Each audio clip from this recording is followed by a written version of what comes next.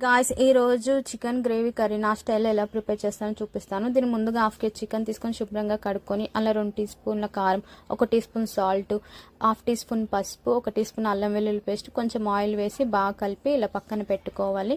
ఇలా పక్కన పెట్టుకొని స్టవ్ ఆన్ చేసి 4 టీ స్పూన్ల ఆయిల్ వేసి కొంచెం కరివేపాకు, 3 లవంగాలు, 2 దాల్చిన చెక్కలు వేసి ఇంకా సన్నగా తరిగిన ఆనియన్స్, 2-3 పచ్చిమిర్చి వేసిన తర్వాత వేగాక 1 టీ స్పూన్ అల్లం వెల్లుల్లి పేస్ట్ వేసి వేగించిన తర్వాత ఇందులో ముందుగానే కలిపి పెట్టుకున్న చికెన్ని యాడ్ చేసి బాగా కలుపుకోవాలి.